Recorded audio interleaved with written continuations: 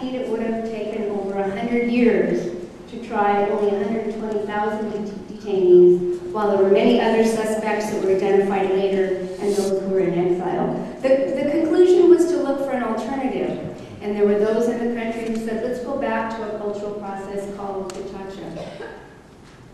The origins and the purpose of gacaca started during the consultative meetings organized by the Office of the President from May 1998 to 99. And as I said, the gacaca courts originate from Rwandan culture. The goals were to reveal the truth, to speed up the genocide trials, to eradicate the culture of impunity, to reconcile and strengthen unity, and to demonstrate the Rwandan society's capacity to solve its own problems.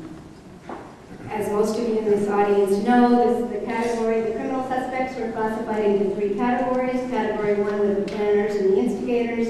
Category 2 comprised the persons accused of killings or injuring with or without an intent to kill. In Category 3, the persons who committed crimes against property only. Gacaca dealt with Categories 2 and 3.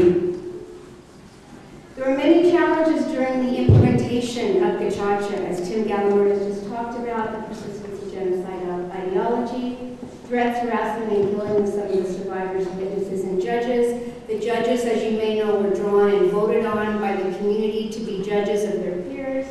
People fled to other countries, concealment of the truth, cases of bribery, and managing, obviously, an incredibly large number of cases. Where are we now in 2012? In May of this year, gacaca will end. And the gacaca process has tried almost 2 million cases, an incredible number of cases covered in a very short period of time.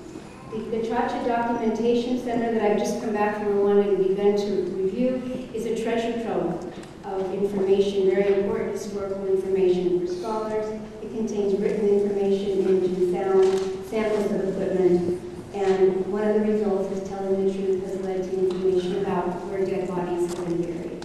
So a very significant judicial process that, as Tim Gallimore has talked about, is not well understood or even respected by many in the West.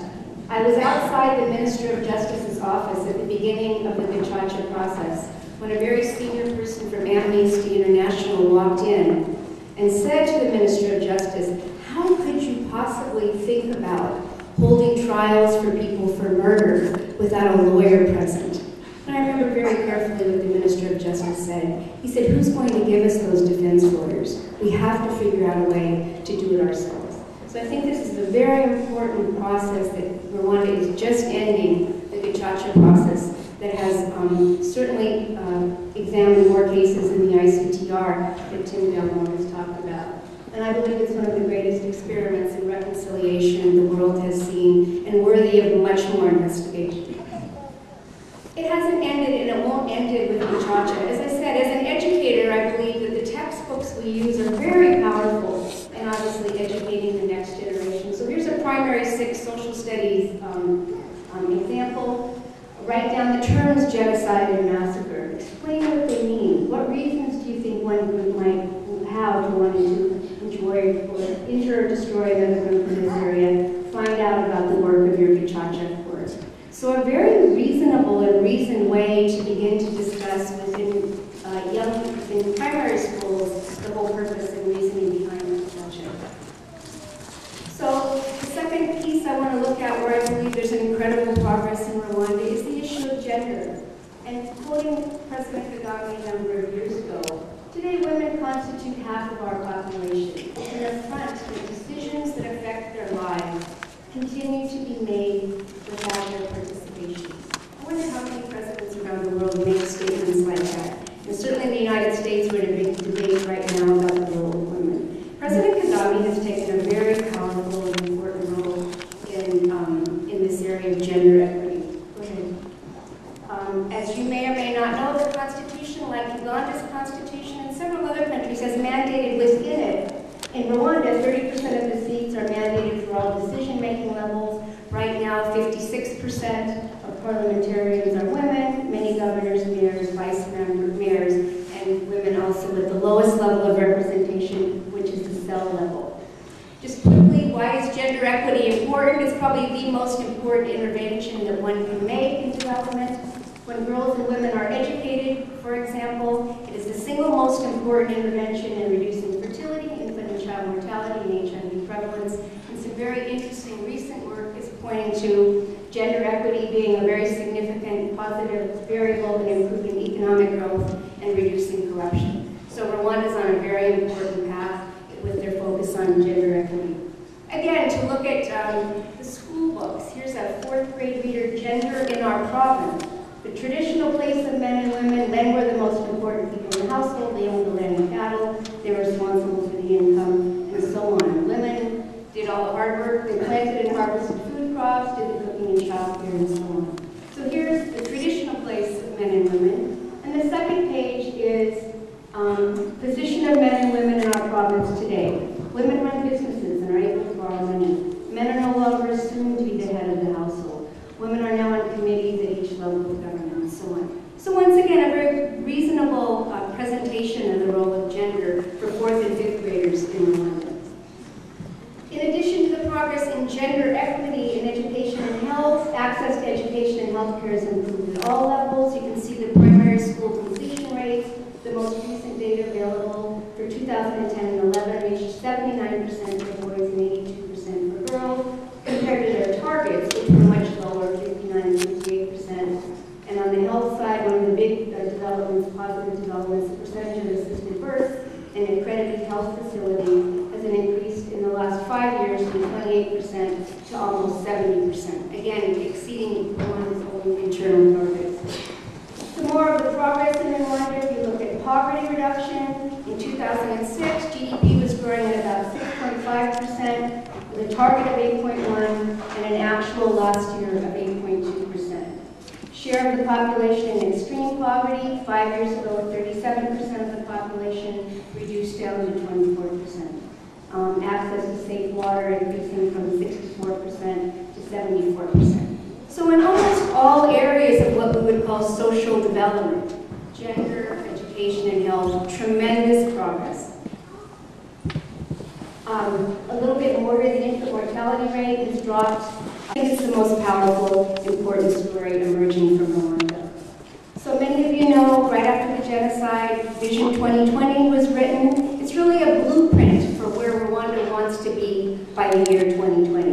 And in the preface, you can read this: our country's been badly governed, the colonial, post-colonial regimes ruled on the basis of favoritism, Rwanda's poor, and until recently, we were strongly divided. What a bold vision 10 years ago.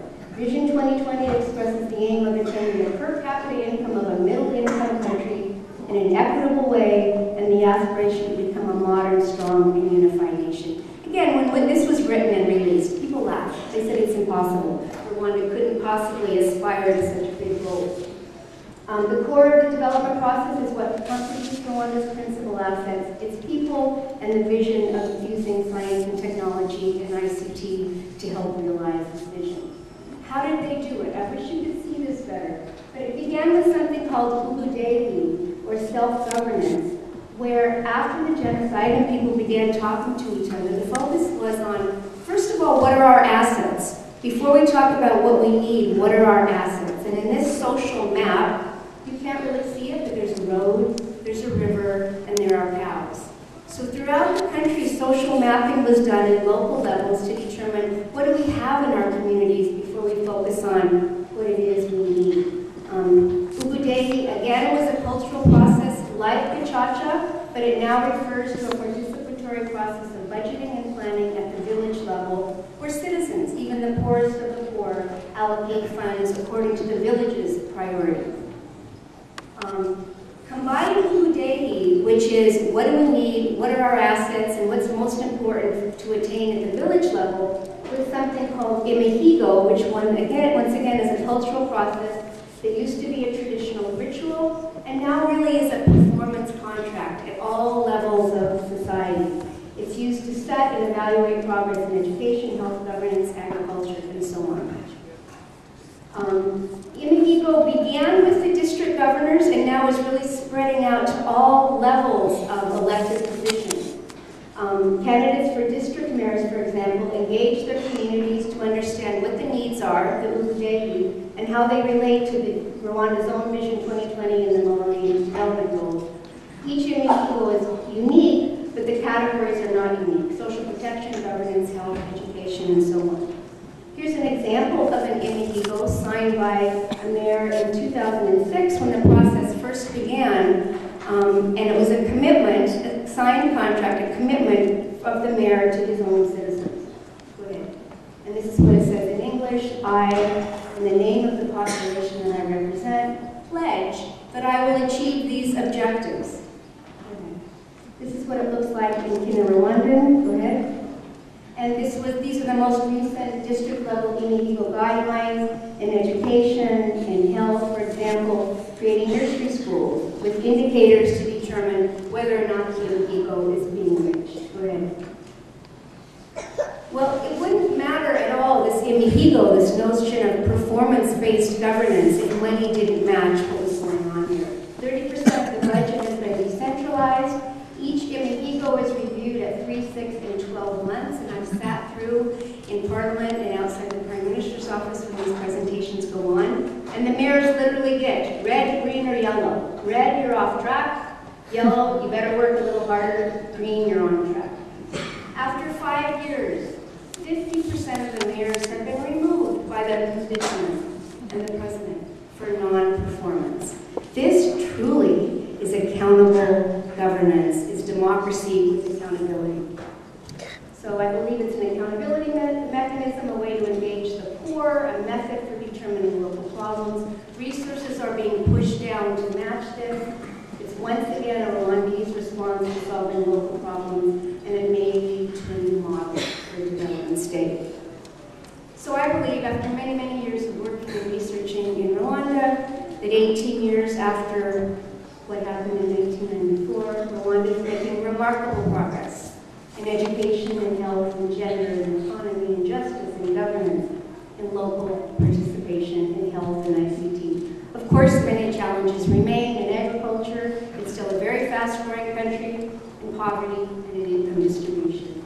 But I believe Rwanda, your country, is a country with great vision, with honest and capable leaders, focused on the future, developing new models of development, dealing with its history like we are today, and empowering